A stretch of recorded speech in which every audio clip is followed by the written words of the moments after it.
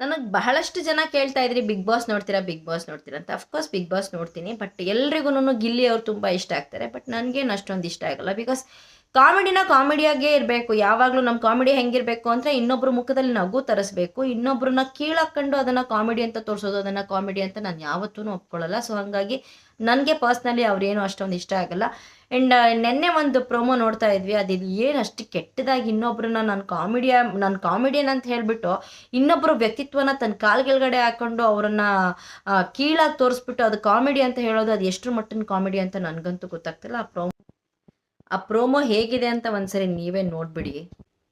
ನಮ್ಮ ನಲ್ಮೆಯ ಮಹಾರಾಜ ಮಂಜು ಅವರಿಗೆ ಕಂಕಣ ಭಾಗ್ಯ ಕೂಡಿ ಬಂದಿದೆ.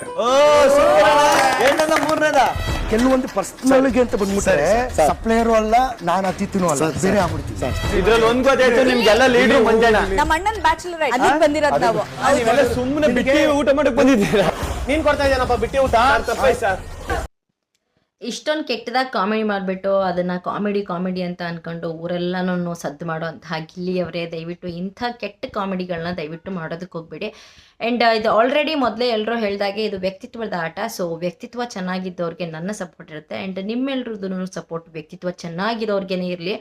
ಸುಮ್ಮನೆ ಅನ್ನೆಸೆಸರಿ ರೋಸ್ಟ್ ಮಾಡೋದಕ್ಕೆ ಅಂತ ಹೇಳಿಬಿಟ್ಟು ಅದನ್ನು ಕಾಮಿಡಿ ಅಂತ ತೋರಿಸ್ಕೊಂಡ್ರೆ ಬೇರೆಯವ್ರಿಗೂ ನೋವಾಗುತ್ತೆ, ಹರ್ಟ್ ಆಗುತ್ತೆ ಅನ್ನೋದ್ರ ಬಗ್ಗೆನೂ ಒಂಚೂರು ಜ್ಞಾನ ಇರಬೇಕಲ್ವ ಎಲ್ಲ ಕಾಮಿಡಿಯನ್ಗೂ. ಸೊ ನನ್ನ ಅಂದಾಜಲ್ಲಿ ಗಿಲ್ಲಿಯವರು ಕಾಮಿಡಿಯನ್ ಆಗೋದ್ರಲ್ಲೇ ಫೇಲ್ ಆಗಿದ್ದಾರೆ ಅಂತ ನಾನು ಅನ್ಕೋತೀನಿ. ಬಿಕಾಸ್ ನನ್ನೆಲ್ಲರೂ ಕೇಳ್ತಾಯಿದ್ರು, ನನ್ನನ್ನೆಲ್ಲರೂ ಕೇಳ್ತಾಯಿದ್ರು ಏನಂತ ನೀವು ಬಿಗ್ ಬಾಸ್ ನೋಡ್ತೀರಾ, ನಿಮ್ಗೆ ಯಾರು ಇಷ್ಟ ಆಗ್ತಾರೆ ಅಂತ. ಅಫ್ಕೋರ್ಸ್ ಗಿಲ್ಲಿಯವ್ರ ಕಾಮಿಡಿ ಫಸ್ಟ್ ಇಷ್ಟ ಆಗ್ತಿತ್ತು. ಮೊದಲೆಲ್ಲನೂ ಅವರು ಕಾಮಿಡಿ ಕಿಲಾಡಿಗಳಲ್ಲಿ ಇದನ್ನು ಏನದು ಪ್ರಾಪರ್ಟಿ ಕಾಮಿಡಿ ಅಂತ ಮಾಡಬೇಕಾದ್ರೆ ನಮ್ಗೆ ತುಂಬ ಇಷ್ಟ ಆಗ್ತಿತ್ತು. ಬಟ್ ಈ ಥರದ ಕಾಮಿಡಿನ ದಯವಿಟ್ಟು ಯಾರೂ ಟ್ರೈ ಮಾಡೋದಕ್ಕೂ ಹೋಗಬೇಡಿ. ಇದು ಕಾಮಿಡಿ ಅಲ್ಲ. ಬಿಕಾಸ್ ಎಂತೆಂಥ ಒಳ್ಳೆಯವರು ಇದ್ದಾರಲ್ಲ ಅವ್ರಿಗೆಲ್ಲರಿಗೂ ಸಪೋರ್ಟ್ ಮಾಡಬೇಕು, ಒಳ್ಳೆತನಕ್ಕೆ ಜಯ ಆಗಬೇಕು ಅನ್ನೋದು ನನ್ನ ಅಭಿಪ್ರಾಯ.